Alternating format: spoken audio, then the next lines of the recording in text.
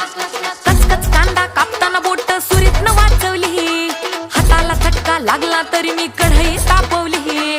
कचकच कांदा कापताना बोट सुरीतनं वाचवली, हाताला चटका लागला तरी मी कढई तापवली.